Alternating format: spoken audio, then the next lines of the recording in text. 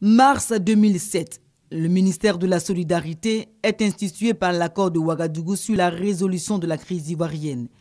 Objectif, assister les victimes de la crise sociopolitique et ramener la paix dans le pays. En 2010, une autre crise secoue la Côte d'Ivoire. Elle fait des milliers de déplacés internes et des réfugiés dans les pays voisins. Pour le pays, un ministère de la solidarité devient plus que nécessaire. La solidarité, elle, devient de ce fait une priorité. Chaque fois qu'il y a des situations de désastre, de catastrophe, de drame, de situations de détresse, le gouvernement s'emploie à faire en sorte que ces populations ne se sentent pas seules, abandonnées.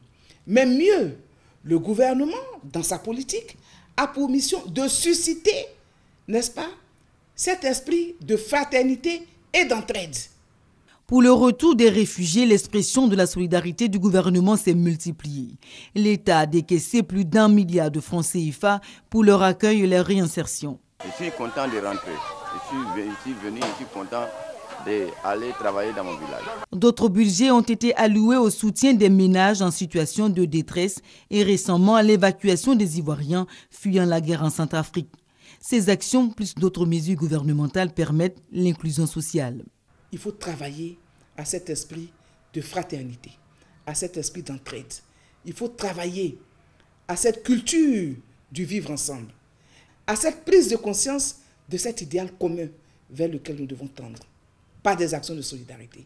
De mi-juin jusqu'au début du mois de juillet, des pluies diluviennes s'abattent sur le littoral. D'Abidjan à San Pedro, en passant par Grand Laou, Fresco, plus de 9000 victimes, dont des enfants, se sont retrouvés à la rue.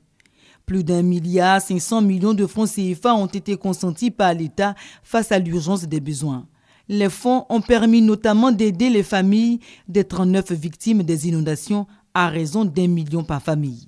150 millions ont servi à l'achat des vivres et non-vivres. Le reste a été alloué à la sensibilisation, au déguerpissement des populations des emprises et des sites à haut risque et à leur recasement. On n'a pas les moyens. Voilà pourquoi on te fatigue chaque jour. Sans quoi on voit la souffrance que tu mènes pour nous. Ça fait pleurer, mais vraiment les mots me manquent. Nous sommes contentes aujourd'hui de voir Madame la ministre avec nous pour tout ce qu'elle a fait pour nous. À côté des initiatives du gouvernement, d'autres organisations de la société civile, des ONG, des entreprises privées ont volé au secours des sinistrés. Les populations aussi. Ce fut le cas ici, dans ce quartier précaire de Cocody, les Oliviers Est-Colombie, ravagés en partie par un incendie le 12 juillet dernier. Bilan, plus de 500 personnes dépouillées par le feu. Quand il y a eu ce sinistre-là, au niveau de la jeunesse, nous sommes allés toucher ceux qu'on a vus, qui étaient vraiment touchés, qui n'avaient pas d'endroit où aller. Nous sommes allés voir des écoles, des églises, où on pouvait pour l'instant les caser. Nous sommes en train de reconstruire même d'autres choses pour que la dernière personne puisse aller là-bas. Construction et réhabilitation d'abris, distribution de vivres et non-vivres sont à mettre au compte des actions menées. Pour cela, la ministre Anne-Désirée Ouloto demande à tous de faire un peu plus pour la cohésion sociale pendant les 2 semaines de solidarité qui débutent à partir du